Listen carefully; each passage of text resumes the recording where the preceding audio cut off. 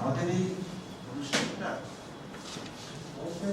অর্থাৎ নেহরু চিলড্রেন্স মিউজিয়ামের প্রতিষ্ঠাতা প্রাণপুরুষ যুগল শ্রীমনের শতবর্ষ পূর্তি উৎসবটা আমাদের অনেক সুন্দর করে করার কথা ছিল। আমরা অনেক ভাবনা চিন্তা করেছিলাম এখানে নিয়ে, এবং সেই অনুযায়ী আমাদের প্রেক্ষাগৃহ সম্পন্ন করা হয়ে গিয়েছিল। কিন্তু আপনারা সকলেই জানেন যে এই সাংঘাতিক পরিবেশে বা সাংঘাতিক অতিমারীর যে প্রকোপে এই অনুষ্ঠানকে আমাদের সংক্ষিপ্ত করতে হয়েছে। কিন্তু আবেগ তো থেমে থাকে না, আবেগ তো থাকবেই। তাই আমরা যারা নেহেরু চিলড্রেন্স মিউজিয়াম বা তার সঙ্গে যুক্ত, তারা সকলে মিলেই আজকে মিলিত হয়েছি আমাদের সকলের শ্রদ্ধেয় যুগল শ্রীমনের প্রতি আমাদের শ্রদ্ধা নিবেদন করার জন্য। আজকে এই অনুষ্ঠানে অনেকে আছেন যারা তার সঙ্গে কাজ করেছেন, আবার অনেকে আছেন যারা শুধু তার কথা শুনেছেন। সব মিলিয়ে আজকের আমাদের এই ছোট্ট অনুষ্ঠান, এবং এই অনুষ্ঠানের মধ্যে দিয়ে আমরা আমাদের প্রয়াত প্রতিষ্ঠাতা বা আমাদের আত্মীয় যুগল শ্রীমনের প্রতি শ্রদ্ধা নিবেদন করব।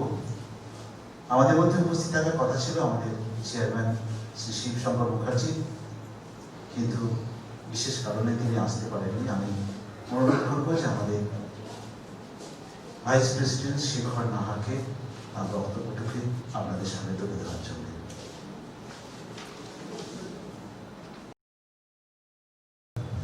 আজকে আমরা এখানে সম্মিলিত হয়েছি একজন কর্মযোগীর জন্মশতবার্ষিকী উপলক্ষে। উনি সম্পর্কে যদিও আমার জ্যাঠামশাই হন, আনফর্চুনেটলি আমি ছোটবেলায় পড়াশোনা এবং নানা কারণে ওনার সঙ্গে অতটা সংস্পর্শে আসতে পারিনি। পরের দিকে একটু এসেছিলাম, কিন্তু আমার বাবা এবং আমার পরিবারের সবাই ওনার সঙ্গে খুবই ঘনিষ্ঠভাবে জড়িত ছিলেন। আমার পিসিরা, অনেক মেমোরি, অনেক কথা ওনার সম্বন্ধে আমি শুনেছি। যাই হোক, এটা খুবই আমাদের মোমেন্টাস অকেশন। প্রভাতবাবু বললেন আমাদের চেয়ারম্যান আজকে যে কোনো কারণে আসতে পারেননি, তো উনি একটা ছোট্ট মেসেজ ওনার জন্য লিখে পাঠিয়েছেন। আমি সেটা এবার আপনাদের পড়ে শোনাচ্ছি। Tribute to legendary centurion late Jugal Srimal. In the heart of Calcutta, one still finds the epics of Ramayana and Mahabharata in a lively clay model depicting the strong legacy of Indian culture and heritage. The model is housed in the institute created for the well-being of the children 48 years ago. The impressive building is standing tall on the Chorongi Road with the blessings of its creator, legendary centurion Jugal Srimal. The institute is fondly called Nehru Children's Museum. This day in 1919, Sri Jugal Srimal was born in an aristocratic family of Murshidabad in the then Bengal. His social welfare activities and passion for child welfare spread its wing after the family settled in Calcutta. Before creation of Nehru Children's Museum, he was deeply involved in various child welfare activities. Amongst other things, he was elected as executive committee member of National Bal Bhavan. He was also a member of Indian Council for Child Welfare, New Delhi. For orientation of culture and heritage of a country or a community to the children, he thought of creating a doll museum in the Nehru Children's Museum. Traditional dolls of a country or community is a great source of understanding the tradition, culture and heritage of that country or community. Dolls Gallery is proud to possess hundreds of dolls of several countries. It is not possible to explain the philosophy and work of Sri Jugal Srimal in a few paragraphs. Probably he is best explained by the words, difference between ordinary and extraordinary is that little extra. That's Jugal Srimal. Happy birthday, sir. Our deepest respect, Sri S.S. Mukherjee, Chairman, Nehru Children's Museum. Thank you.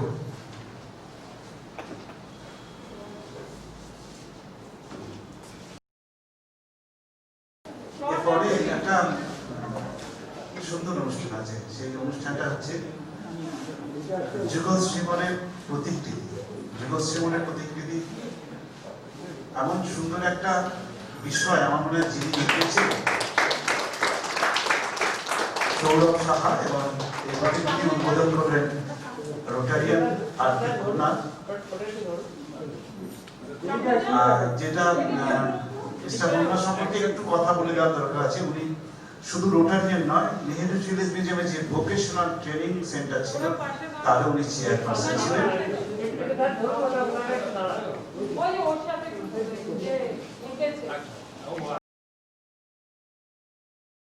শতবর্ষ জন্ম শতবর্ষ উপলক্ষে আমরা সবাই উপস্থিত হয়েছি। আজকে মূল যেটা আমাদের অনেক দিনের ভাবনা চিন্তা করে আমরা যেটা ঠিক করেছিলাম, এই অতি মহামারীর জন্য সেটাকে করে উঠতে পারিনি। তবে ছোট্ট পরিসরে আমরা যা করলাম, যতটুকুন পেরেছি ততটুকুন করেছি। আপনারা জানেন যে আমেরিকায় দুদিন ধরে আমাদের এই রাজা চক্রবর্তী এতে দুদিন ধরে সেখানে একটা অনুষ্ঠান দুদিন ধরে হয়েছে, এবং সেই অনুষ্ঠান সর্বজনভাবে সবাই গ্রহণ করেছে। আজকে সকাল 8টার সময় আমাদের ইউটিউবে টোটাল একটা বায়োগ্রাফি দেওয়া হয়েছে, সেটাও সবাই গ্রহণীয়। এইরকম টুকরো টুকরো কাজের মধ্যে দিয়ে আমরা তার স্মৃতিকে স্মরণ করার চেষ্টা করেছি। এইটুকুনি, আগামী দিন আরো সুন্দর হোক, ওই কোভিডটা কেটে যাক, তারপরেতে আরো সুন্দরভাবে আমাদের অনুষ্ঠানগুলো হবে এবং আমাদের ছেলে মেয়েদের সঙ্গে আমরা আবার একত্রিত হতে পারবো। দীর্ঘদিন ধরে নেই আমাদের সঙ্গে, এটাই একটা সব থেকে খারাপ লাগছে যে নেহরু চিলড্রেন্স মিউজিয়াম তার সঙ্গে সেই বাচ্চারা নেই, এটাই আজকের দিনে খুব খারাপ লাগছে। সবাইকে ধন্যবাদ জানিয়ে আমি শেষ করলাম। এটা কিন্তু একটা আমাদের এত বছরের ইতিহাস আমরা কোনোদিন দেখতে হচ্ছে, উপায় নেই। আমি আশা করি আমি যেটা সুবিধা বললেন যে আমাদের নিশ্চয়ই আর একটা অনুষ্ঠান আমরা করবো ছোটদের নিয়ে। এবার আমরা একটু গান শুনবো। সুস্মিতা গাঙ্গুলি, নেহেরু চিলড্রেন্স মিউজিয়ামের অন্যতম সদস্য, তার কাছ থেকে আমরা একটু গান শুনি আজকে এই পরিবেশ উপযোগী।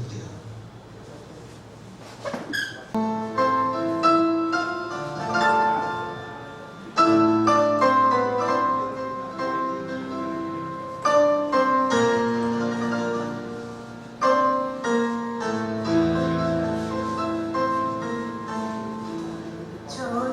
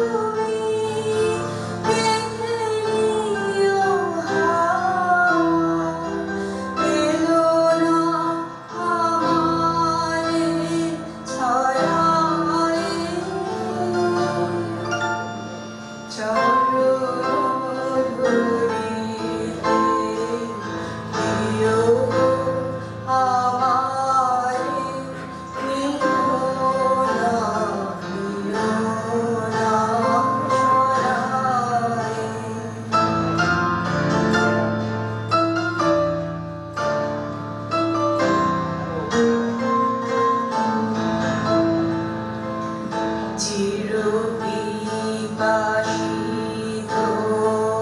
বাসনা বেদনা বাঁচাও তাহারে মারিয়া, সেই জয় যেন হয় সে বিজয়ী তোমারই কাছে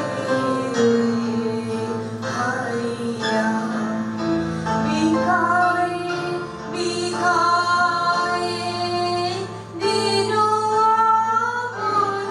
আপনারে পাইলা ফিরিতে দুয়ারে দুয়ারে। বিকায়ে বিকায়ে দিন আপনারে পাইলা ফিরিতে দুয়ারে দুয়ারে।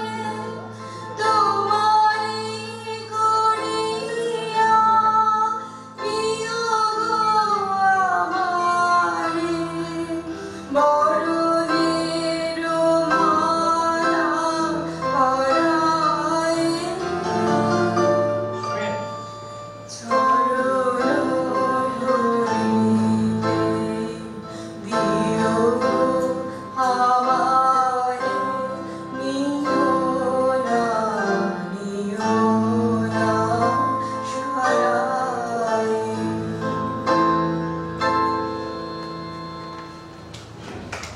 শ্রদ্ধা জানালেন। এখন বক্তব্য রাখবেন আমাদের যুগ্ম অধিকর্তা প্রবাদ দত্ত। তিনি খুব কাছ থেকে দেখেছেন স্যারকে, যুগল শ্রীমলকে, কারণ আজকের এই জন্মদিনে তার সম্পর্কেই আমরা নতুন করে জানব। যুগ্ম অধিকর্তা প্রবাদ দত্ত। সকাল থেকেই ভীষণভাবে নেহেরু শিল্পের মিউজিয়াম নিয়ে রয়েছি। আজকে ইউটিউবে যে ভিডিওটি আমাদের প্রকাশ করা হয়েছে তাতে অনেক কথা বলা হয়েছে, কিন্তু আমার কেমন যেন মনে হয়েছে যে কিছু কিছু আরো কথা না বলে হয়তো কোনোদিনই আর বলা হবে না। মানে যুগলবাবুর কাজের পরিধিটা এত ব্যাপক ছিল, উনি এত কাজ একসঙ্গে করতে পারতেন, সেই কথাগুলো একটু বলিনি।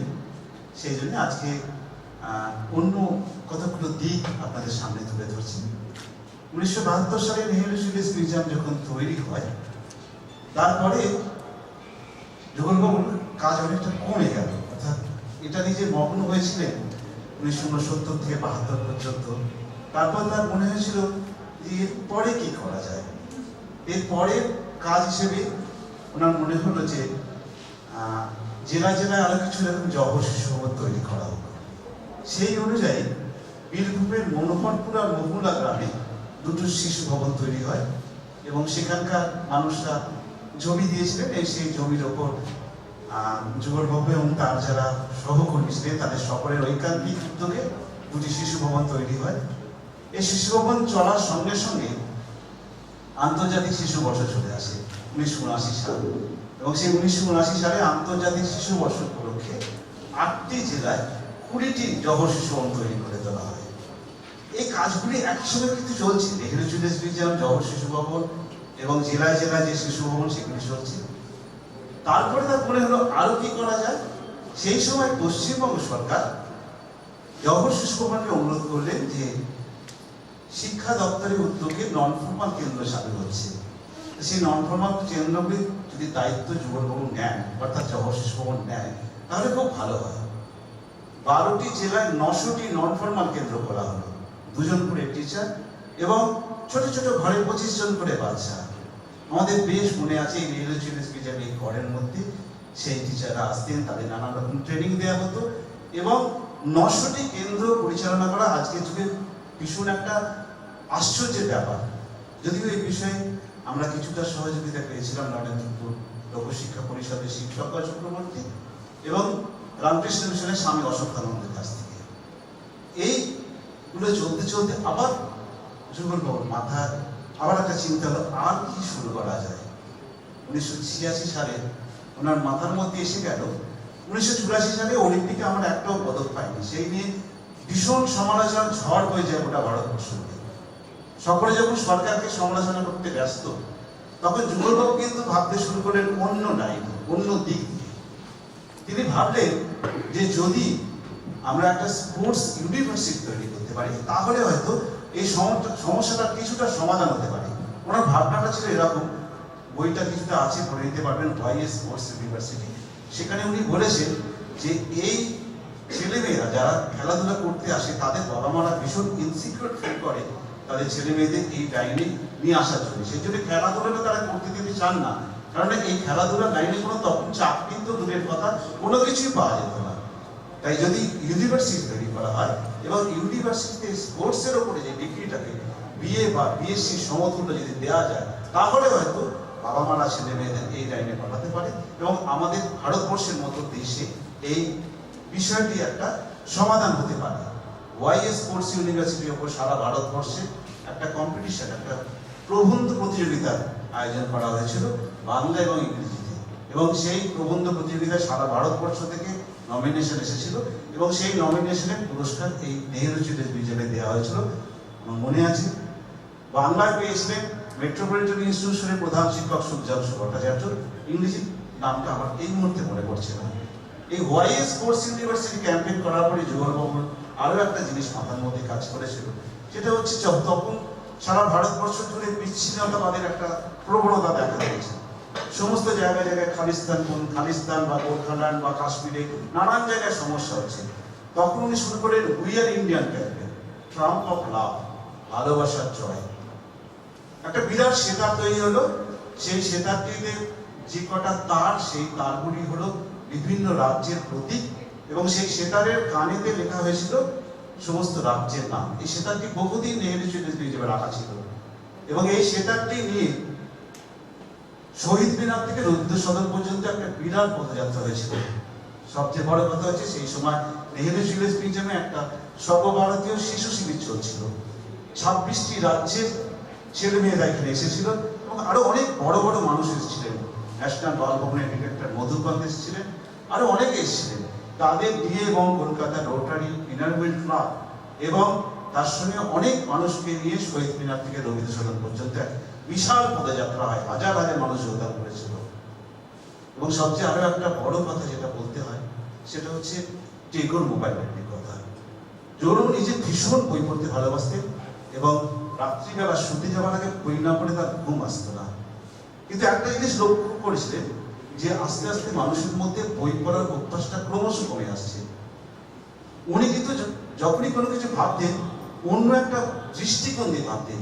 তিনি ভাবতে শুরু করলেন বই কেনা বা বই লাইব্রেরি থেকে নিয়ে আসার জন্য মানুষের মধ্যে একটা অনীহা তৈরি হচ্ছে। বইটা যদি তার বাড়ির সামনে পৌঁছে যায়, তাহলে হয়তো বই পড়ার প্রতি ইচ্ছা তৈরি হতে পারে। সেই ধারণা থেকেই তৈরি হয় টেগোর মোবাইল লাইব্রেরি এবং এই টেগোর মোবাইল লাইব্রেরি বেশ কয়েক বছর কলকাতার 25টি পয়েন্টে বই পৌঁছে দিয়েছিল সাধারণ মানুষের হাতে, বিশেষ করে গৃহবধূদের হাতে। এবং এই টেগোর মোবাইল লাইব্রেরির জন্য যুগলবাবু নিজের সমস্ত বই দিয়ে দিয়েছিলেন, তার সঙ্গে তার বন্ধু বান্ধবদের কাছ থেকে বই জোগাড় করেছিলেন এবং ইনারউইল ক্লাব এবং রোটারি ক্লাব থেকেও তার বন্ধুরা প্রচুর বই দিয়েছিলেন। এই কথাগুলো আজকে এই জন্য বলা যে নেহেরু চিলড্রেন্স মিউজিয়াম, জওহর শিশু ভবন, বিদ্যাসাগর একাডেমি, স্বপ্নপুরী বা টয় ট্রেনের বাইরেও যুগলবাবু অনেক কিছু কাজ করেছিলেন। সোশ্যাল ক্যাম্পেইনের কথা তো বলাই হয়েছে এবং আপনারা আজকে যারা ইউটিউব দেখেছেন বা যারা আজকের এই প্রদর্শনী দেখছেন, তারা যুগলবাবু সম্বন্ধে এই কথাগুলো জেনেছিলেন, কিন্তু যে কথাগুলো বলা যায়নি সেই কথাগুলি আপনাদের কাছে বললাম। নমস্কার। প্রথম করে আবার প্রকাশ করলাম, সেই প্রকাশ করছেন আমাদের ভাইস প্রেসিডেন্ট নীলমণি গঙ্গোপাধ্যায়। শিশুদের যা প্রাপ্য তা যেন তারা পায়।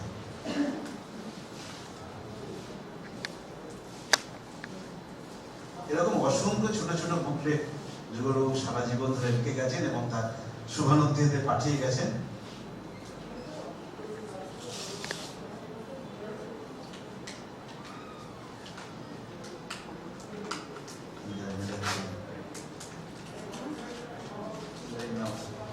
আমাদের যুগল শ্রীমলের চতুর্থ সুরী ইন্দ্রাণী সেনগুপ্ত আমাদের সচিব। হয়েছিল দুজন, তারা হয়েছে না? এদিকে একটু মোলারটা তার মুখটা কাটা হয়েছে একটু নামিয়ে নিতে কোমলদা রেডি থ্যাংক ইউ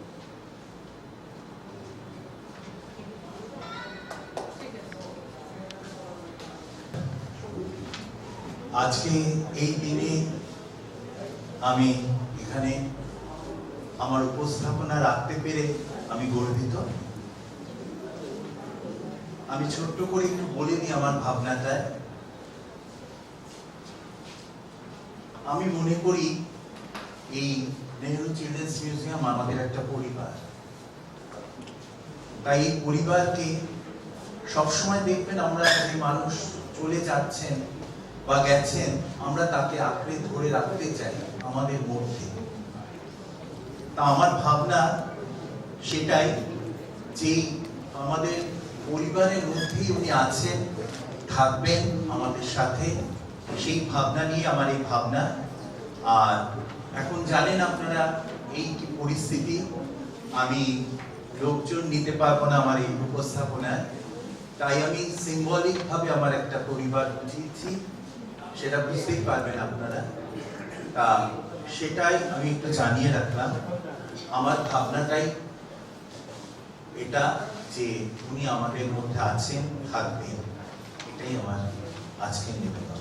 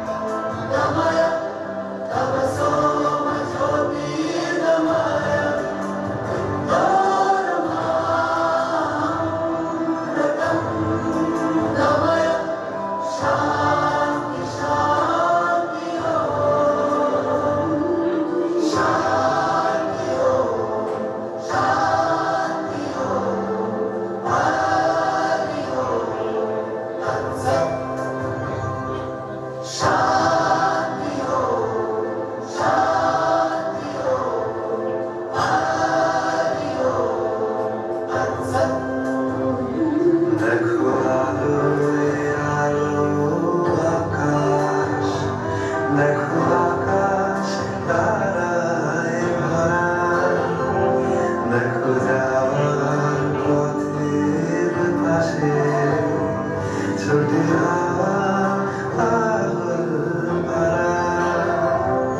এত আনন্দ আয়োজন সবই বৃথা আমায় ছাড়া ভরে থাকুক আমার মুঠো দুই চোখে থাকুক ধারা এলো সময় রাজার মতো হলো কাজে হিসেব সারা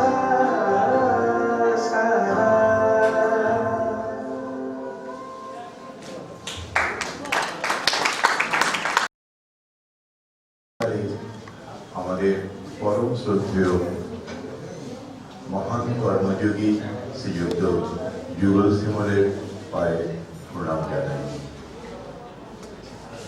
অ্যাকচুয়ালি তারই আপনার সাথে মিলিয়ে তার কথা ভেবেই আমার কয়েকটি কবিতা, অবশ্যই রবীন্দ্রনাথের।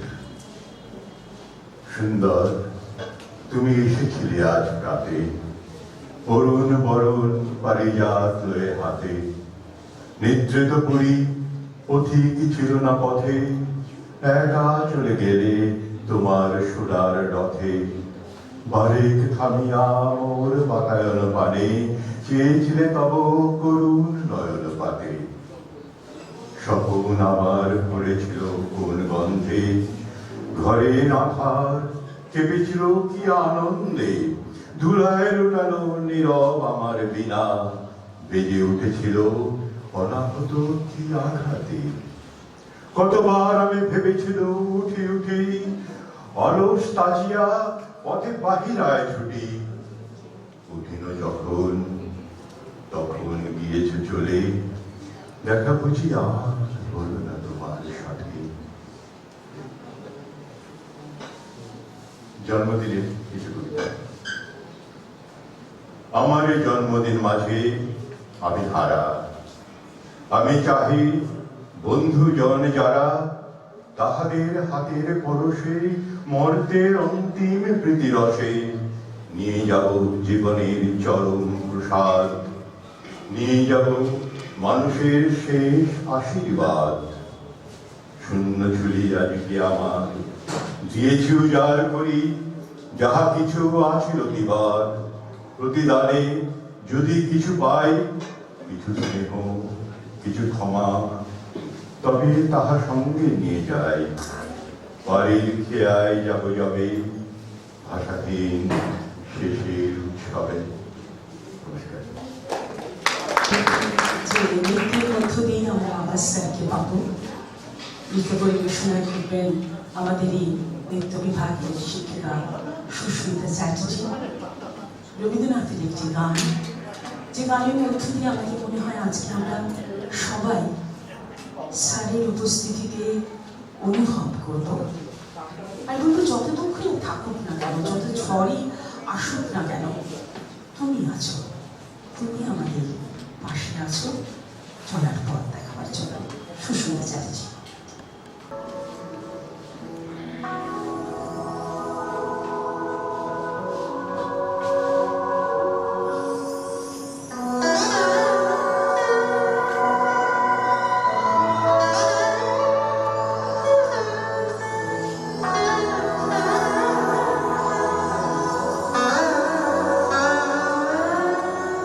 চেরা দু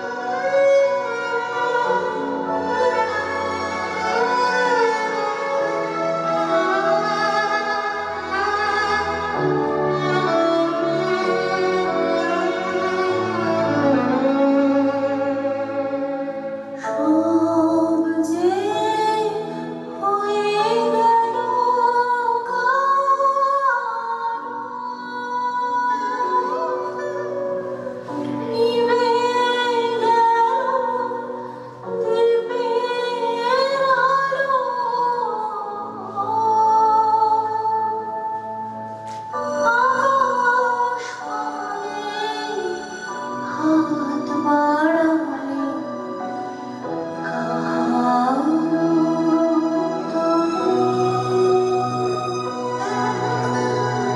জানি নাই তো তুমি এলে আমার ঘরে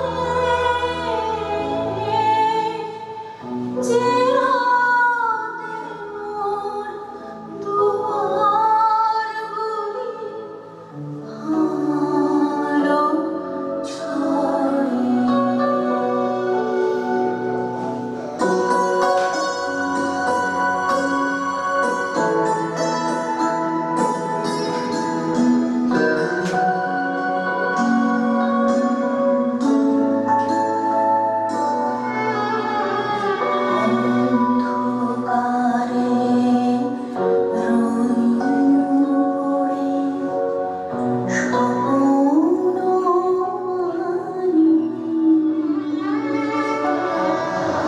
স্বপ্নমানি ঝড় যে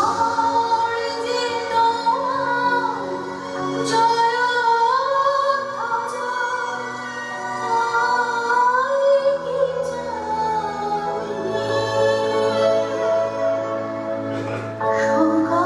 সকালবেলা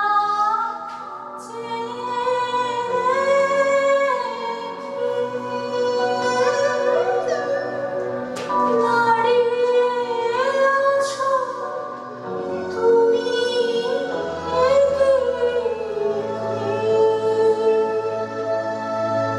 ঘর ভরা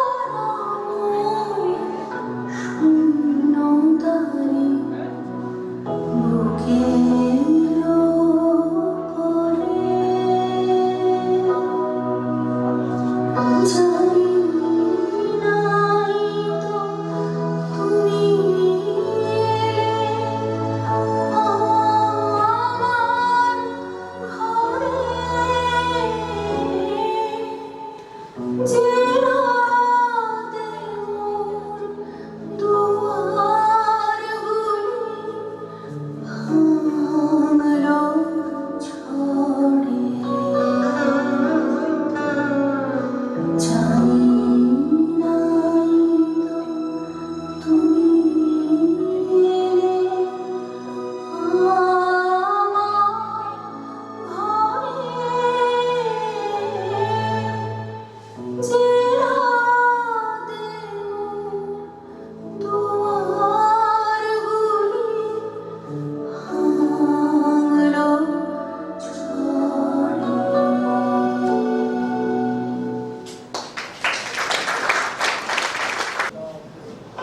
24 বছরের জীবন চলে গেছে আমাদের ছেড়ে, কিন্তু যেন মনে হয় যে এখন বোধহয় উনি উপস্থিত আছেন আমাদের মধ্যে, আমাদের প্রতিটি পদক্ষেপে, আমাদের প্রত্যেকটি অনুষ্ঠানে। আমার এখনো যেন মনে হয় যে দোতলার গণেশ গ্যালারির সেই ঘরটি হঠাৎ করে ডিরেক্টরের অফিসে পরিণত হয়েছে এবং সেইখানে উনি লিখে পাঠিয়েছেন শিখা মুখার্জিকে। সারাদিনের যা হিসেব, কাজের হিসেব দেওয়ার জন্য আমি শিখা মুখার্জিকে আমন্ত্রণ জানাচ্ছি স্যারের সম্বন্ধে কিছু বলার জন্য। প্রবাদা একদম ঠিক কথা বললেন। ঠিক 8 বছর আমি ওনার সঙ্গে কাজ করেছিলাম, আর সে 8 বছরের অভিজ্ঞতা ভান্ডার অনেক। আজকে সত্যি কথা, আজকে যে মঞ্চে দাঁড়িয়ে আজ আমরা কথা বলছি, আমি কথা বলতে এসেছি, তার পিছনে রয়েছে একটা 47 বছরের ইতিহাস। সেই ইতিহাসের পাতায় পাতায় উত্থান পতনের কাহিনী, আর সেই ইতিহাসে রয়েছে এমন একটা মানুষ যিনি সমস্ত বাধাকে উপেক্ষা করে দৃঢ়ভাবে একটা সুন্দর সমাজের স্বপ্ন দেখতেন এবং ভাবতেন যে যদি ছোটদের, যদি নতুন প্রজন্মকে সঠিকভাবে তৈরি করতে পারি তাহলে এই স্বপ্নটা সত্য হবে। এই মানুষটি ছিলেন আমাদের নিউজিল্যান্ড মিউজিয়ামের প্রতিষ্ঠাতা যুগল শ্রীমল। কারো বাবা, কারো দাদা, কারো বন্ধু যুগলদা, আর আমাদের সকলে স্যার। প্রথমেই তাকে আমি প্রণাম জানাই। আপনারা সবাই জানেন যে আমরা সবাই জানি যে 1972 সালে নেহেরু চিলড্রেন্স মিউজিয়াম দরজা খুলে দিল শিশুদের জন্য এবং প্রদর্শিত হলো পুতুলের গ্যালারি। এবং স্যারের কাছ থেকে আমার জানা সারা বিশ্ব জুড়ে, সারা দেশ থেকে উনি সংগ্রহ করেছিলেন এই পুতুলগুলি। উদ্দেশ্যটা ছিল পুতুলের মাধ্যমে একটা বিশ্ব মিলন। প্রদর্শিত হয়েছিল আমাদের ভারতবর্ষের দুই মহাকাব্য মৃৎশিল্পের মাধ্যমে, যেটা আমাদের সংস্কৃতির ঐতিহ্য, রামায়ণ মহাভারত। এটা তিনি চেয়েছিলেন যে নতুন প্রজন্মের মধ্যে তখনকার সমাজকে তুলে ধরতে। তিনি ছোটদের জানাতে চেয়েছিলেন কোনটা অধর্ম, কোনটা অধর্ম। যদি সত্য পথে থাকো, যদি ঠিক পথে থাকো, তাহলে তোমার জয় নিশ্চিত। আর যদি তুমি অধর্ম পথে থাকো, তাহলে কিন্তু তোমার পরাজয় নিশ্চিত। ছোটদের একেবারে এই ভাবনাটাকে গেঁথে দিতে চেয়েছিলেন। যুগল শ্রীমল ছিলেন একজন মাতৃভাষাকে ভীষণভাবে শ্রদ্ধা করতেন, আর ভীষণভাবে আমি দেখেছি, খুব কাছ থেকে দেখেছি যে তিনি বলতেন যে ছোটবেলা শিশুরা কি কত বড় গানের শিল্পী হবে, কবিতার শিল্পী হবে আমি জানি না, কিন্তু তারা যদি একটা শিল্প চর্চার মধ্য দিয়ে বড় হয়, তাহলে কিন্তু তারা একটা সুন্দর মানুষ হবে, একদম চারপাশটাকে সুন্দর রাখবে।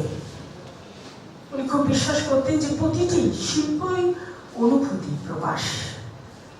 কেউ রং তুলির মাধ্যমে করছে, কেউ সঙ্গীতের মূর্ছনায় করছে, কেউ নৃত্যের মুদ্রায় করছে, কেউ কবিতার বাংময়তায় করছে, কেউ আবার অভিনয় সংলাপের মধ্য দিয়ে করছে। এই শিল্পকে হৃদয়ে যদি গ্রহণ করতে পারে, তাহলে সে মানুষ শিল্পী হবে। এটা কিন্তু খুব দৃঢ়ভাবে উনি বিশ্বাস করতেন। এটা আমার খুব কাছ থেকে দেখা। তাই সবসময় বলতেন যে এমনভাবে ওদের বলবে ওরা যেন শুধু গানটা কণ্ঠে না থাকে, গানের অর্থ বোঝে এবং সেটা হৃদয় গ্রহণ করে। এবং উনি যারা আর্থিক এবং শারীরিকভাবে দুর্বল, তাদের প্রচারের আড়ালে, একদম প্রচারের আড়ালে অনুদান দিতেন। কারণ উনি বিশ্বাস করতেন যে যখন কাউকে দান করবে তার আত্ম অভিমানে আঘাত করো না, তাহলে কিন্তু সেটা দান নয়, সেটা কিন্তু শুধুমাত্র একটা প্রচার। আর এটাও শুধু তাই নয়, উনি শুধু যে অনুদান দিয়ে, অর্থ দিয়ে সাহায্য করতেন তা নয়, একেবারে যে কোনো পরিবেশে কেউ যদি তার কাছে সাহায্যের হাত চাইতো, উনি কিন্তু কখনো ফিরিয়ে দিতেন না। একটা ঘটনা আজকের এই একটা শুভ দিনে আপনাদের বলতে ইচ্ছে করছে। আমার মনে আছে একটি 20-22 বছরের মেয়ে হুইল চেয়ারে আমাদের মিউজিয়ামে ঢুকছে। সে হাঁটতে পারে না, সে কথা বলতে পারে না, সে মাথায় একটা কম্পাস লাগিয়ে, হাতে একটা বই, তার ইশারের মধ্য দিয়ে হাসি মুখে বলছে আমি কম্পিউটার শিখতে চাই। আমি তো একেবারে থমকে গেছি যে এরকম পরিবেশ তো আমাদের মিউজিয়ামে নেই। ছুটে গেলাম স্যারের কাছে, স্যার কি করবো, মেয়েটিকে তো মিঠু কাপুর মেয়েটির নাম, তো সে তো এসছে, কিন্তু এরকমভাবে তাকে কি করে শেখাবো, আর তাকে ফেরানো বড় কঠিন। সে যখন আমাকে কম্পাস দিয়ে দিয়ে দেখাচ্ছে লেটারগুলো, আমি ভাবছি কি করবো, আমি কি ওকে না বলবো, এর চেয়ে অপরাধ তো কিছু নেই। স্যারের কাছে গিয়ে বললাম, স্যার বললো যে ক্লাসে ওকে তুমি দেবে, সেই ক্লাসটা কি চলছে? আমি বললাম হ্যাঁ চলছে। বলে চলো আমার সঙ্গে। উনি আমার সঙ্গে ক্লাসে গেলেন। সমস্ত ছাত্রছাত্রীরা উঠে দাঁড়িয়েছে। উনি বললেন তোমরা জানো যে নেহেরু চিলড্রেন্স মিউজিয়ামের মূল উদ্দেশ্য কিন্তু কম্পিউটার শিক্ষা নয়, মূল উদ্দেশ্য একটা সুন্দর সমাজের সৃষ্টি করা, আর যে সমাজটা করবে তোমরা। তাই তোমরা, আমি জানি যত প্রতিকূলতায় থাকুক না কেন, একটা সুন্দর সমাজ যদি গড়তে হয় সবাইকে হাত ধরতে হবে। আমি চাই যে ছাত্রীটি আজ, যে নাকি কিছুভাবেই তার অভিব্যক্তিকে প্রকাশ করতে পারে না, হাঁটতে পারে না, তোমাদের মতো সে সুস্থ নয়, কিন্তু তার প্রবল ইচ্ছে সে কম্পিউটার শিখবে, তাকে কি আমরা ফিরিয়ে দেবো? আমাদের সব ছাত্রছাত্রীরা বললো না স্যার, মিঠু কাপুর করলো কম্পিউটার, আর এটা আমাদের গর্ব। আজকে কিন্তু সে প্রফেশনাল ওয়ার্ল্ডে সুপ্রতিষ্ঠিত। এটাই ছিল যুগল শ্রীমল।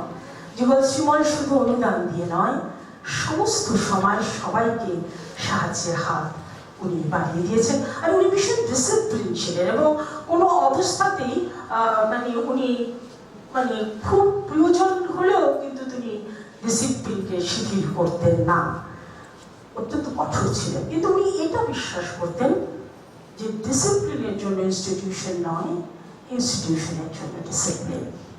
তো স্যারের কথা বলতে গেলে সত্যি কথা আমার অনেক কথা মনে আসে, তাই শেষ করা খুব মুশকিল।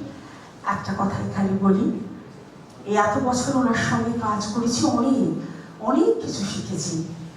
আর যেটা শিখেছি সেটা হচ্ছে সবচেয়ে বেশি নিজেকে মূল্যায়ন করা। সে নিজেকে মূল্যায়ন করেছি। আর আজকে আমি এটা সবার কাছে বলতে চাই, নেহরু জুলুস মিউজিয়াম শুধু আমার একটা কর্মজীবন নয়, এটা মন্দির।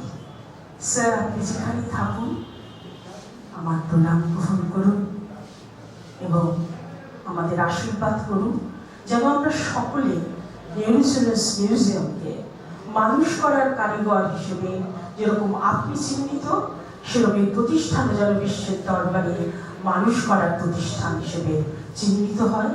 তাহলেই এই যুগল শ্রীমলের শতবর্ষ পূর্তি সফল হবে। সকলে ভালো থাকুন, আনন্দে থাকুন। ভালো লাগলো বেশ। এবারে আমরা একটুখানি মূকাভিনয় দেখি। আমরা যেটা একটুখানি অভাব বোধ করছিলাম যে ছোটদের উপস্থিতিটা বড় রকম, এটা যদিও এখনো ছোট নয়। আর সবচেয়ে বড় কথা হচ্ছে আজকের একটা প্রতিকূল পরিস্থিতি ছিল গোটা কলকাতা এবং হাওড়া জুড়ে।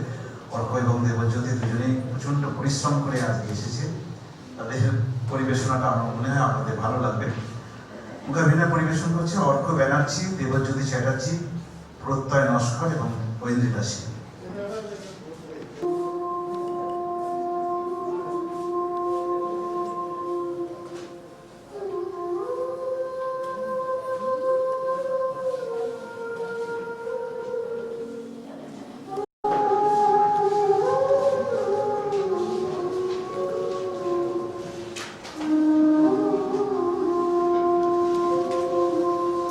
ঘুমপাড়ানি মাসুদ পিসি, মোদের বাড়ি এসো। খাট নাই, পালং নাই, চোখ পেতে বসো।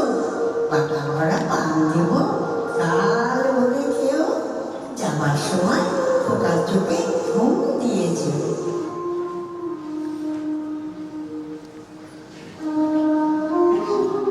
এভাবেই মায়ের ছোঁয়ায়, মায়ের ভালোবাসায়, মায়ের ঘরে ঘুমিয়ে পড়ে শিশু। জেগে থাকে মা, জেগে থাকে মায়ের স্নেহ, জেগে থাকে ঘুম পাড়ানি গান। বাবা মায়ের হাত ধরে হাঁটি হাঁটি পা পা করে এভাবেই সন্তান বড় হয়। তারপর একদিন সেই সন্তান নিজের পায়ে দাঁড়ায়।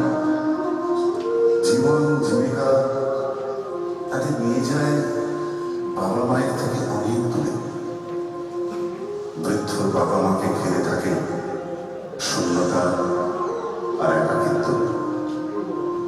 বাবা মায়ের ঠিকানা পায় বৃদ্ধাশ্রম।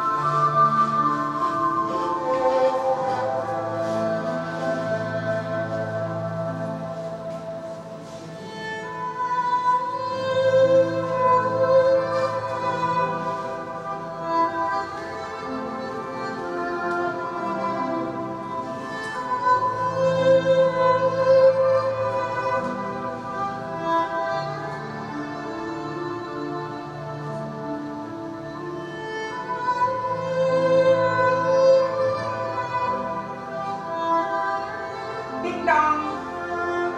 Ding dong, ding dong.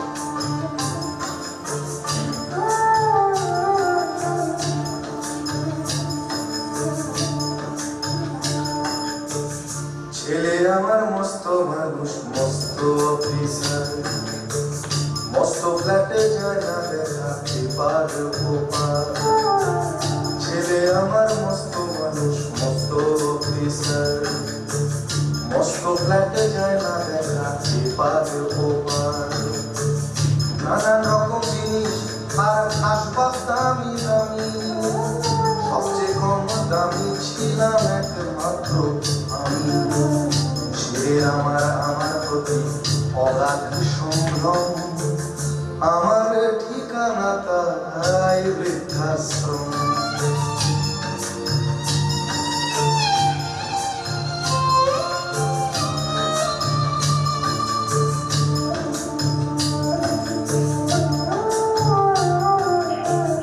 আমার ব্যবহারের সেই আলমারি আয়না ওসব নাকি বেশ পুরনো ফ্ল্যাটে রাখা যায় না আমার ব্যবহারের সেই আলমারি আয়না ওসব নাকি বেশ পুরনো ফ্ল্যাটে রাখা যায় না ওর বাবার ছবি ঘড়ি ছড়ি দিতে হলো তাড়াতাড়ি ছেড়ে দিল কাকে খেলো পোষা পুরো ময়না আমি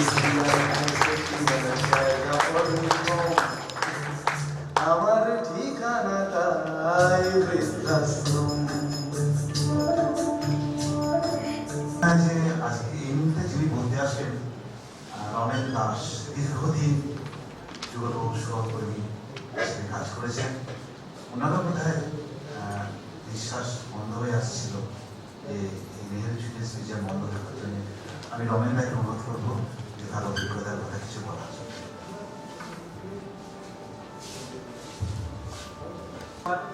যোগাযোগ বিনিয়োগ করার শুরু থেকে অর্থাৎ এই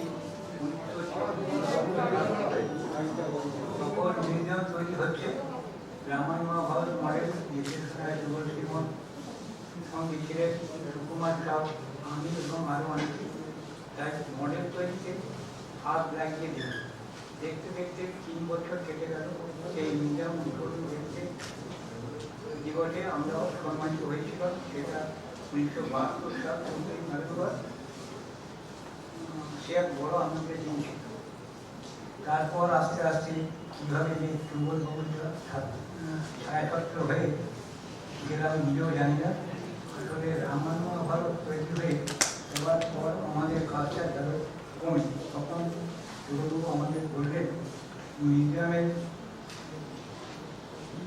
মিউজিয়ামের রক্ষণাবেক্ষণের কাজটা দেখতে পরিষ্কার পরিচ্ছন্ন তো বটেই তার সঙ্গে কাউন্টার সামলানো দর্শকদের সুবিধা শিশু ভবনের হাতের কাজ ওষুধ দরকার ক্লাসে সহযোগিতা করা এইভাবে 23টা বছর কেটে গেল আর 24 বছর হলো যুবক আমাদের ছেড়ে চলে গিয়েছেন কিন্তু আজও আমরা মিউজিয়ামের প্রতিটি নিজে ওনাকে দেখতে পাই আমাদের প্রত্যেকের কাজ একই রকম হয়ে গিয়েছে হয়তো একটু বেড়েছে সুদীপবাবু বিনয়জি তত্ত্বাবধানে মিউজিয়ামের পরিষ্কার পরিচ্ছন্নতা এমনকি ঠিক লকডাউনের এই সময়ে প্রতিটা ফ্লোরের যতটা সম্ভব পরিষ্কার রাখা যায় আমার আজও বিশ্বাস ভগবান নিশ্চয়ই আমাদের এই এবং আশীর্বাদ করছেন।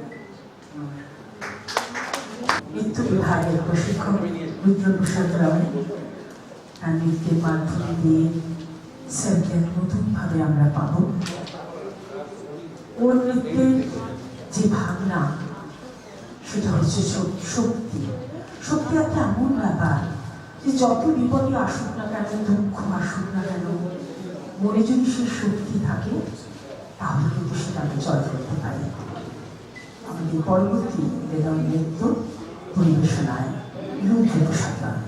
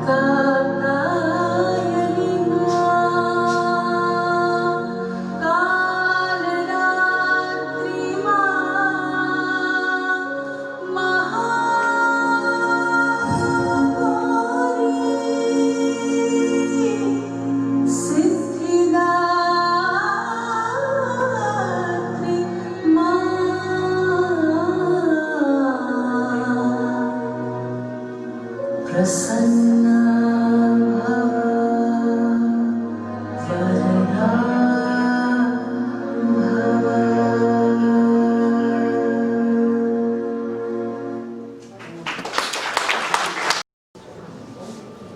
শিক্ষা আমার সম্বন্ধে ভালো পরিচয় দিল।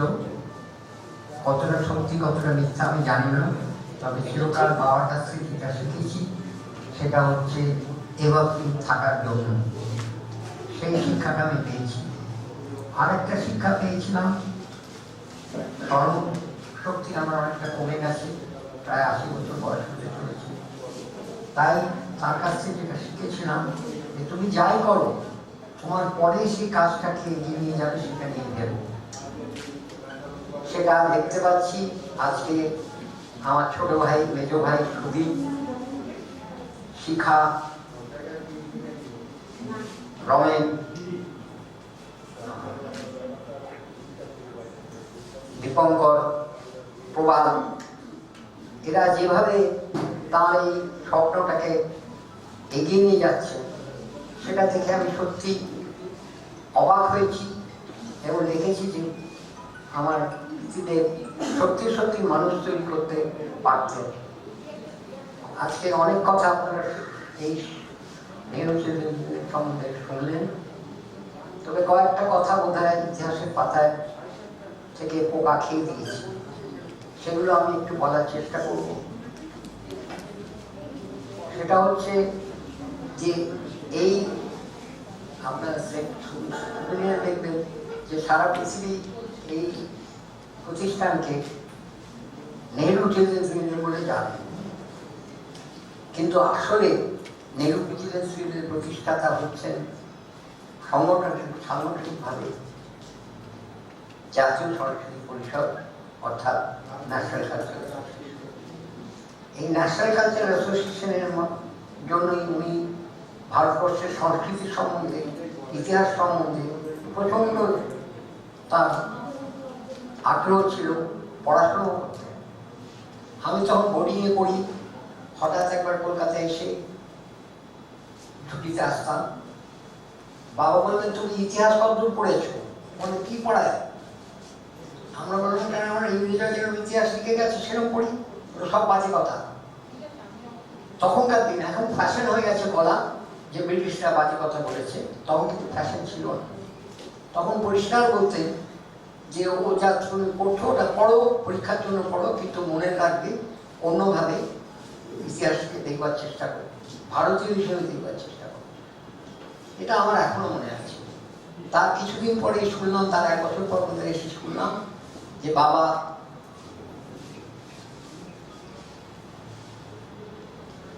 Glimpses of World History, Jawaharlal নেহরুর লেখা Glimpses of World History, সেইটার ভিত্তি করে একটা এক্সিবিশন করলেন পেন্টিংয়ে। তার মাধ্যমে বোধহয় 100টা না 80টা পোস্টারের মাধ্যমে মানুষকে জাগ্রত করার চেষ্টা করলেন যে পৃথিবীর ইতিহাসটা কি। তখন কিন্তু কাগজে এবং অন্য অন্য জায়গায় এই এক্সিবিশনে নিয়ে অনেক রকম বিরূপ সমালোচনা হয়েছে, সেটাও আমরা পড়েছি, শুনেছি, কিন্তু বাবা কিছু পান হননি। প্রথমে বোধহয় ময়দানে কোনো জায়গায় এক্সিবিশন হয়েছিল, তারপর উনি মিউজিয়ামকে, ইন্ডিয়ান মিউজিয়ামের মতন প্রতিষ্ঠানকে রাজি করালেন যে তার ভেতরে তৈরি হবে এই মিউজিয়াম। এই যে হলো যে ভারতবর্ষের মানুষকে জানাবার চেষ্টা করলেন আসল ইতিহাস, মানব জাতির ইতিহাস কি, এটা হলো প্রথম তার প্রচেষ্টা, এই সমাজ নিয়ে চিন্তা করা। তারপর উনি লিখলেন, তার বাস্তবতা আমরা অনেকেই এখন কোথায় ভালো ভালো দেখছি না, মধ্যবিত্ত তো। তিনি একটা বই লিখলেন ছোট্ট, তুই তুমি আমি, যে কিভাবে মানুষ নিজেদের বিচার করে।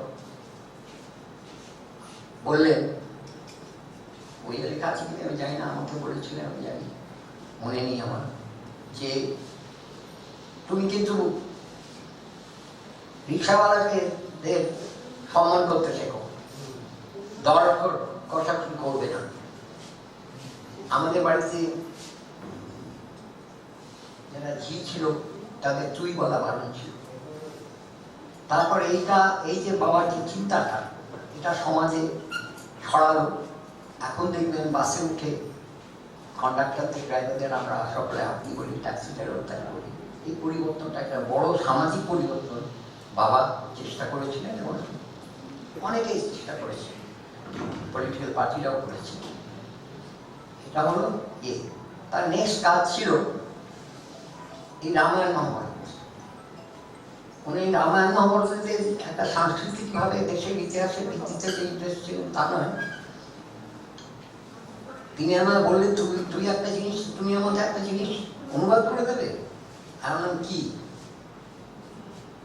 মহাভারত হচ্ছে একটি জাতির আত্মজীবনী,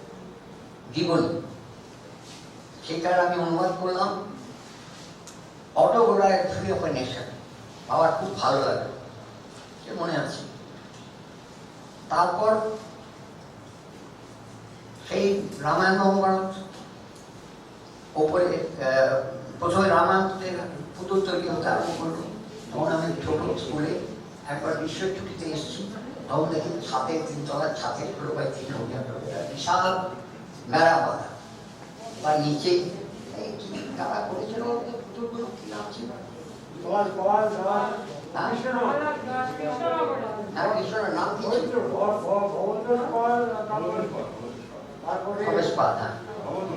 ভবতোষ, ঠিক। এবার যে বিশাল মেলা, পুরো ছাদ ভর্তি মেলা, সেখানে প্রায় 30-40 জন কৃষ্ণনগরের শিল্পী কাজ করছেন। কেউ ছিলেন আর্ট ডিরেক্টর, কি নাম? সুকুমার সাহু। না, সুকুমার সাহু আর্ট ডিরেক্টর। সুকুমার সাহু না, না, না, আর্ট ডিরেক্টর।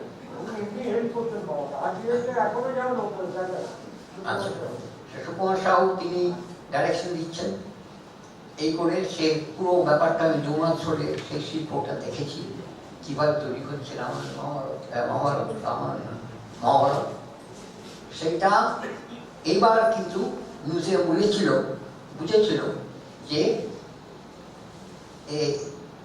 এই ভদ্রলোকের মধ্যে কিছু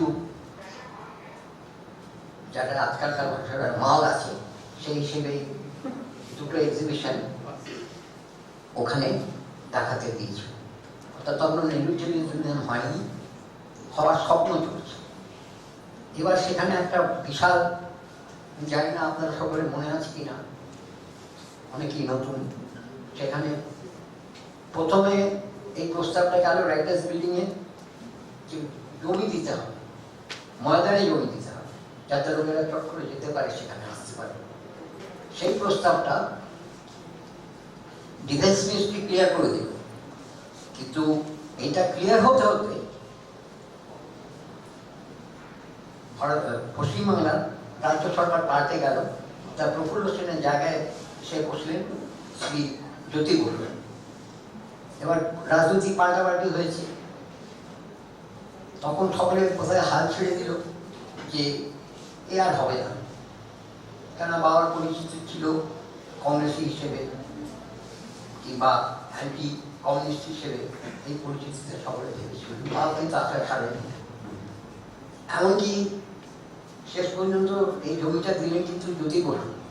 এটা বোধ হয় ভারতবর্ষের একটা রেকর্ড, কিংবা পশ্চিমবঙ্গের রেকর্ড, যে একটা রাজনৈতিক পার্টি একটা প্রজেক্ট সাপোর্ট করতে চাইছি, আর একটা রাজনৈতিক পার্টি সেটাকে সাপোর্ট করছে, অপোজ করছে না, দিয়ে দিল। জমিটা কিন্তু কম দামের নয়, বিশাল দামের জমি। এবার তারপর যখন মিউজিয়াম তৈরি হতে আরম্ভ করলো, সেই ইতিহাসটা এগিয়ে যাচ্ছে। আমার মেজ ভ্রাতা, তার মেয়ে ইন্দ্রাণী, এরা সকলে নিয়ে যাচ্ছে, প্রবাল ইত্যাদি। আমি কিন্তু সেই সময় যে কোনো ব্যক্তিগত কারণে বাবার কাছে থাকার সৌভাগ্য আমার হয়নি। এইটুকুন বলেই কিন্তু যা দেখছি, একটা বিশাল কাজ চলছিল। এখনো চলবে, ভবিষ্যতেও চলবে। এইটুকু বলেই সবাইকে নমস্কার জানাই।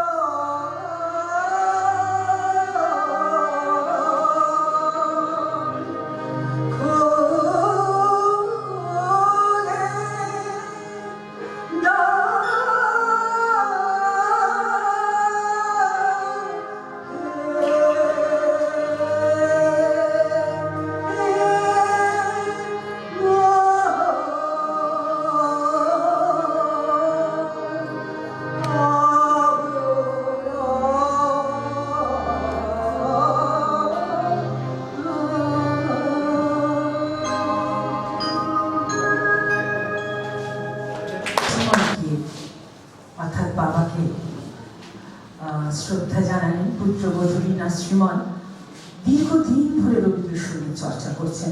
আসলে আজকাল আমি কোনো সঙ্গীতকে ছোট করে বলছি না, তবে একটা রবীন্দ্রনাথের গান বলতে শুধু গান তো নয়, তার পেছনে আছে একটা দর্শন, তার পেছনে আছে একটা চিন্তা ভাবনা, একটা গায়কী।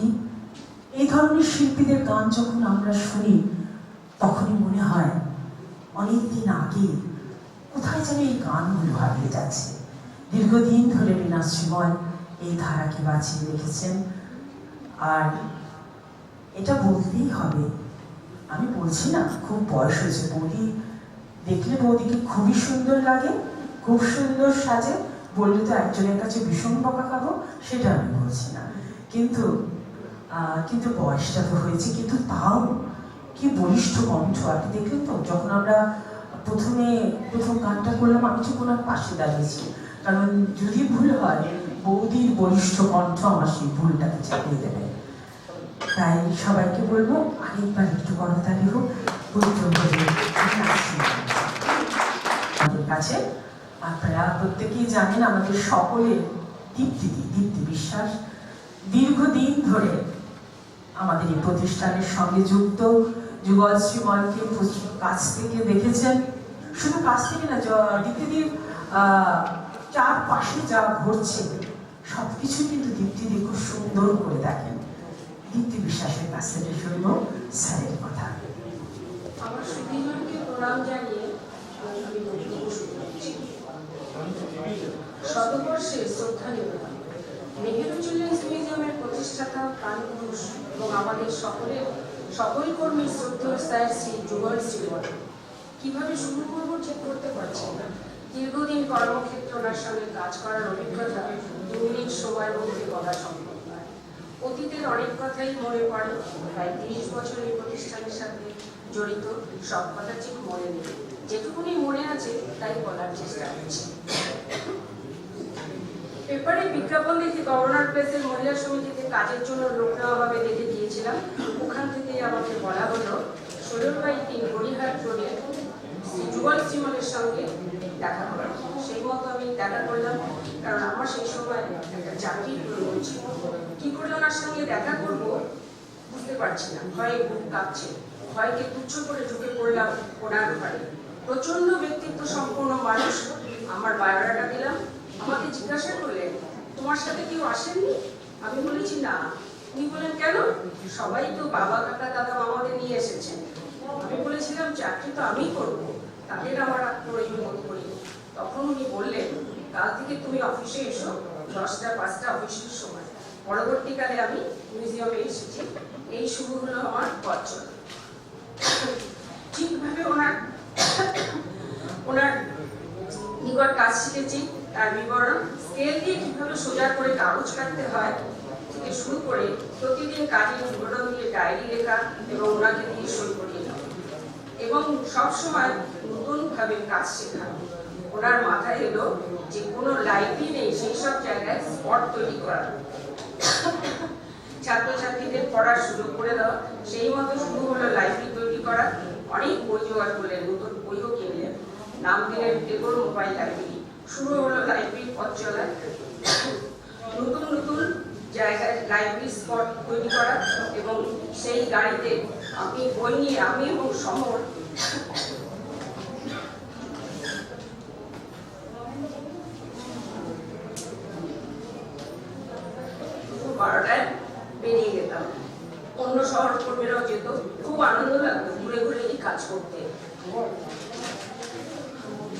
স্যার থাকাকালীন মিউজিয়ামে লার্ন টু লিভ টুগেদার নামে একটি ক্যাম্প হতো। পরেও হয়েছে ভারতবর্ষের বিভিন্ন জায়গা থেকে নির্দিষ্ট বয়সের শিশুরা এই জহশিশু ক্যাম্প করতে আসতো। 7 দিন এই ক্যাম্পের শিশুরা থেকে এত আপন হয়ে যেত, তাদের মধ্যে কোনো সাম্প্রদায়িকতার মনোভাব থাকতো না। বিভিন্ন রাজ্যের শিশুরা বাংলা, বিহার, উড়িষ্যা, মধ্যপ্রদেশ, আসাম থেকে এসে এখানে থাকতো, তাদের মধ্যে কোনো দ্বন্দ্ব হতো না। বর্তমানে এখন যা অতিরিক্ত মাত্রায় বারবারন্ত হয়েছে, এই নিয়ে উনি খুব বিচলিত হতেন। এবছর আমাদের স্যারের 100 বছর উপলক্ষে অনেক প্রোগ্রাম ঠিক করা হয়েছিল, কিন্তু অদৃশ্য ভাইরাস কোভিড মহামারী আকার ধারণ করায় আমরা সব অনুষ্ঠান থেকে বঞ্চিত হয়েছি। সব শেষ কথা বলি, এই প্রতিষ্ঠানে কাজ করার জন্য আমি খুব গর্বিত। আর গর্বিত বালশ্রী পুরস্কার পাওয়ার জন্য নির্ধারিত শিশুদের নিয়ে আমিও রহমান বহুবার দিল্লি বালভবনে গিয়েছি। এত সুন্দর একটা শিশুদের থাকবার জায়গা থাকতে পারে ভাবা যায় না। আরেকটি গর্বের বিষয়, রাষ্ট্রপতি ভবন থেকে আমাদের আমন্ত্রণ পত্র এসেছিল পুরস্কার নিতে যাওয়ার জন্য। সেই পত্রটি আমার স্মৃতির ঝুলিতে ভরে রেখেছি। সবশেষে জানাই সবার এখানে স্যার থাকুন, ভালো আছেন, ওনাকে সশব্দ প্রণাম জানিয়ে আমার বক্তব্য এখানেই শেষ করছি। আমাদের সমস্ত অনুষ্ঠানটির পিছনে যার নেপথ্য ভূমিকা, সবসময় চেষ্টা করে পিছনে থাকার জন্য, সামনে আসতে চায় না, ইন্দ্রাণী সেনগুপ্ত আমাদের সচিব। শুধু সচিব বললে হতে হবে, আমাদের সকলের যে কর্মক্ষমতা তাকে প্রায় 10 থেকে 100 তুলে দেয় যে ভদ্রমেলা বলবো না, যে দিদি ইন্দ্রাণী দিদি, সেই ইন্দ্রাণী দিকে আমরা এখন যাচ্ছি সঙ্গীত শুনে। না না দিদি, আমার তো না, সবার দিদি। আর সঙ্গে রয়েছে শিবানী কুণ্ডু হারমোনিয়ামে, আর সিনথেসাইজে রয়েছেন দেবাশিস ভট্টাচার্য। ওরা অনেকক্ষণ ধরেই আজকের অনুষ্ঠান বিভিন্ন জনের সঙ্গে বাজাচ্ছেন, ওদের জন্য একটা হাততালি প্রাপ্ত। যাকে আমি চিরকাল দাদা বলে সম্বোধন করেছি, আমার সৌভাগ্য হয়েছে যে তার কাছে নেহরু মিউজিয়ামের কাজ শেখা। শুধু তাই নয়, লুকিয়ে লুকিয়ে চকলেট খাওয়া, এরকম অনেক অভিজ্ঞতা আছে। কিন্তু সেই অভিজ্ঞতা আমি এখন বলতে গেলে প্রচুর সময় লাগবে, সেই সময় কারণ নেইও, এবং আমি লোককে বোরও করতে চাই না। আমার জাস্ট একটা ছোট্ট গান বলুন, তাকে শ্রদ্ধার্ঘ বলুন, এই বলে আমি একটা গান গাইছি এখানে। যদিও পরিবেশে কেউ গজল গাইনি, সবাই রবীন্দ্রসঙ্গীত গেয়েছেন। আমি খুব একটা রবীন্দ্রসঙ্গীত গাই না বা জানি না, তাই আমি একটা গজল গাইছি তার উদ্দেশ্যে।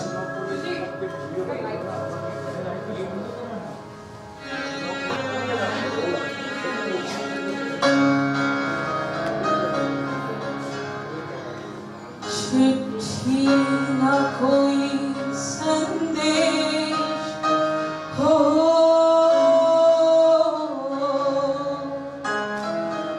चिट्ठी न कोई संदेश,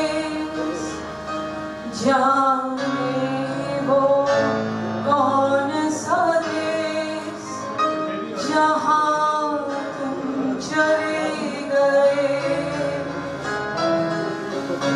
चिट्ठी न कोई संदेश, जाने वो कौन सा देश जहाँ तुम चले गए। चिट्ठी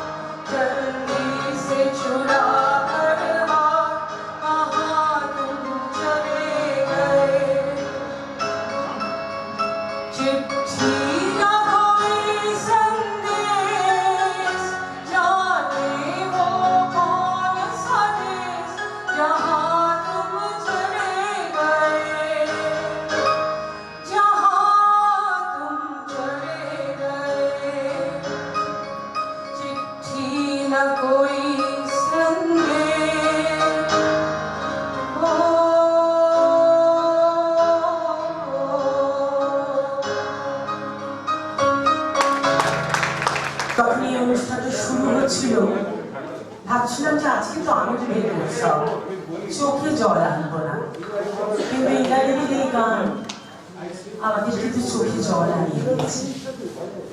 স্বপ্ন যুগল শ্রীমল, আপনার যে স্বপ্ন দেখেছিলেন আপনার নাতনি কি সুন্দরভাবে একটা শিল্প চর্চা করে যাচ্ছে, সফল আপনার চলা।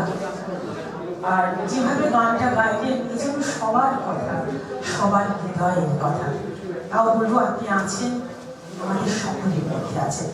এবার যাকে আমি একটু মঞ্চে আসার জন্য অনুরোধ করছি সুদীপ শ্রীমলকে, সুদীপটাকে, যুগল শ্রীমলের পুত্র। হ্যাঁ, আর সুদীপদার কথা আমাদের নেহরু চিলড্রেন্স মিউজিয়ামের আমরা যারা কর্মী, ইন্দ্রাণীদি একটু আগে বলছিল না, এ শেষ করা যাবে না, এ অনেক কথা। কিন্তু একটা কথা বলবই যে যুগল শ্রীমল সমস্ত দায়িত্ব দিয়ে গিয়েছিলেন পুত্র সুদীপ শ্রীমলকে। উনি এই মিউজিয়ামকে কি উৎসাহী, নানান সব সময় ভেবে যান কিভাবে কাজ করবেন।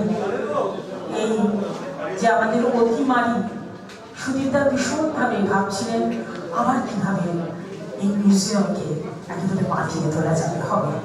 আবার যুগল শ্রীমলের জন্মদিন আমরা পালন করেছি, আবার নতুনভাবে উদ্যম নিয়ে আমরা শুরু করবো। সমস্ত বিপদ কেটে যাবে, সুদীপদা আপনি খালি আমাদের পাশে থাকবেন।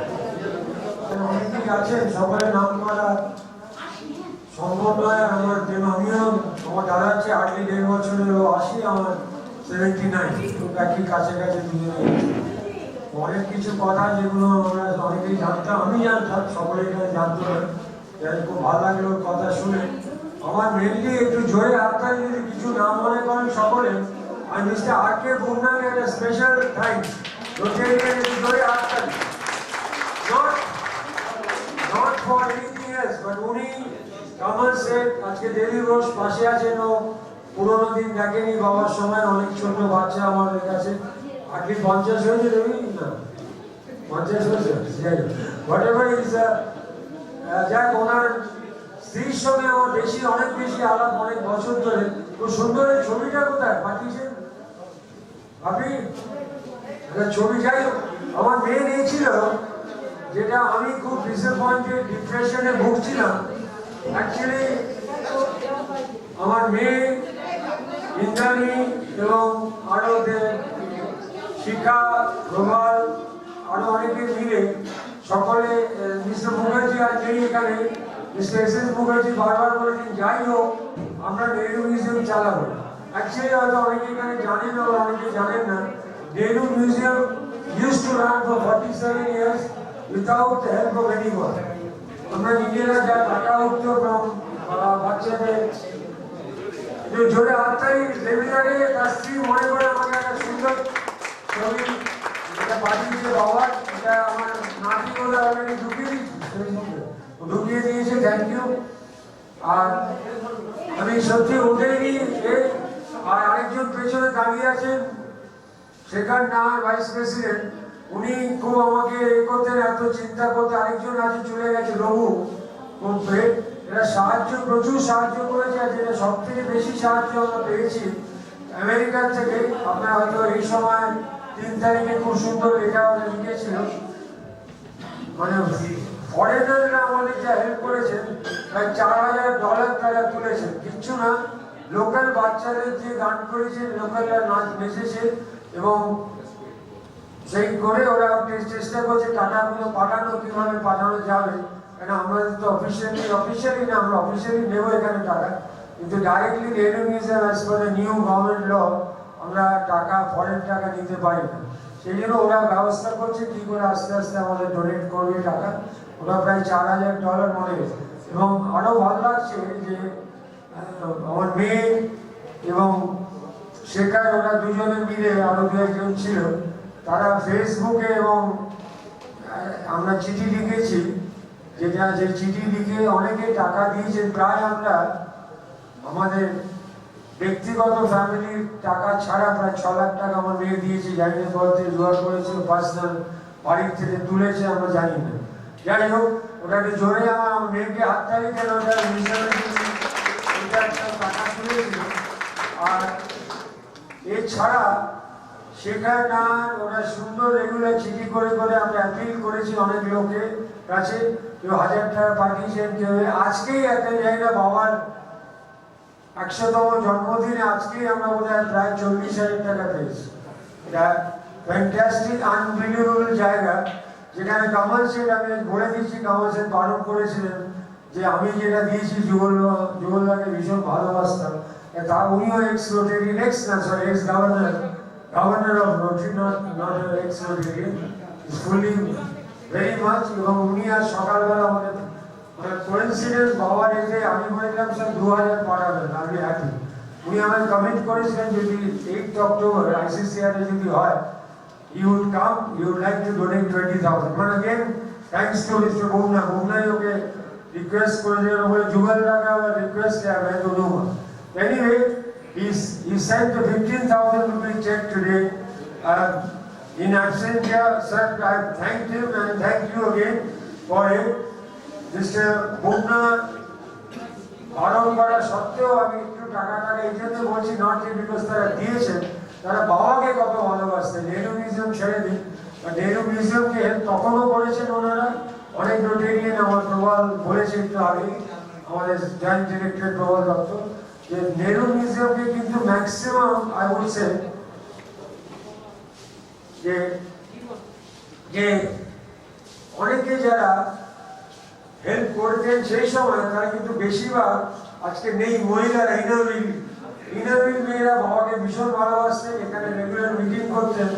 রোটারির চেয়ে বোধহয় বেশি, রোটারি, আমরা সবই এক্স রোটারিয়ান, আমি, আমার মেয়ে, আমার হয়তো ইতিহাস নেই, 3 generations together, 3 রোটারি, যেটা কোনো ইতিহাসে নেই। রোটারি আমি লিখেছিলাম একবার international প্রেসিডেন্টে, if there is any 3 generation, কেউ নেই।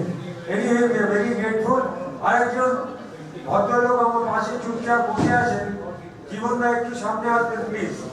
জীবনদাকে এই জন্য আমি নট যে বিগত ড্রামা সেকশনটা দেখছেন, আপনারা ওই টিভিতে প্রায় দেখবেন, নানান ওই করে, জীবন আসছে না, কিন্তু জীবন যেভাবে বাচ্চা জীবন একটু এই যে টাকাটা দেওয়া না, জীবন চেষ্টা করেছে যে সকলকে বুঝিয়েছে, রিকোয়েস্ট করেছে, জীবন অনেক টাকা নেহরু মিউজিয়ামে এই দুঃসময় পাঠিয়েছে।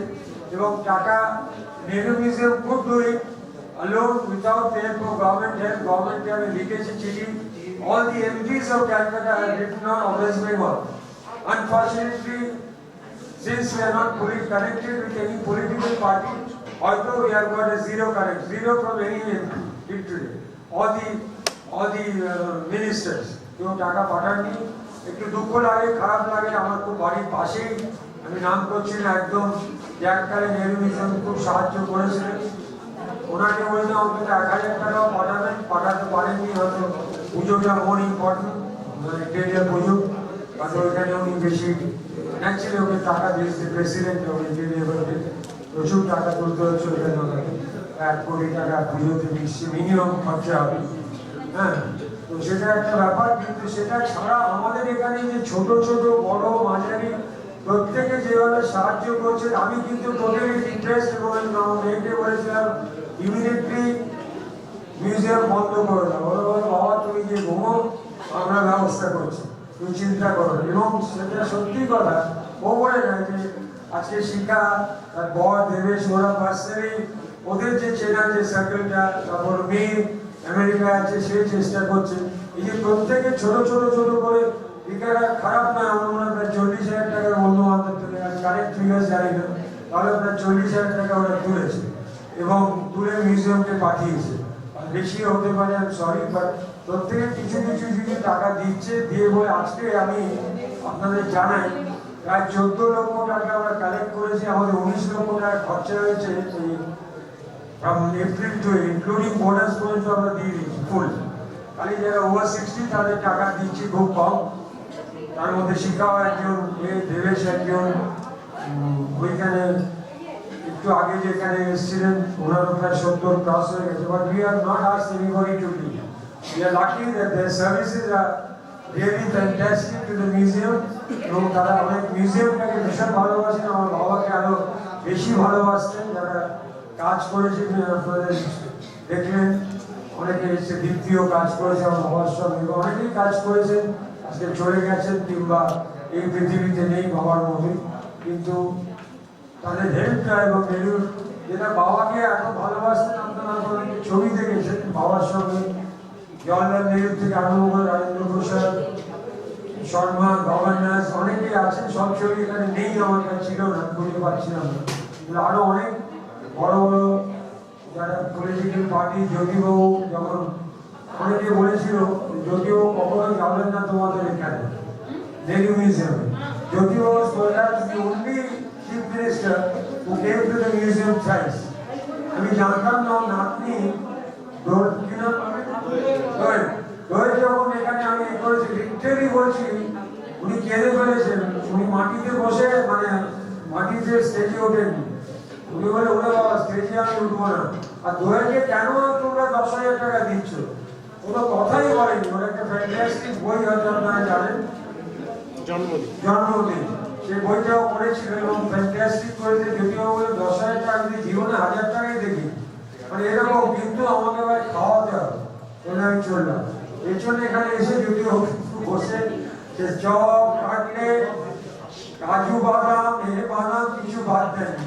আর সেক্রেটারি বলছে স্যার উনি তো এখানেই মারা যাবেন, আপনি যা খাওয়াচ্ছেন, আর আমি খাওয়াচ্ছি না, চিফ মিনিস্টার চেয়েছেন, he was like that.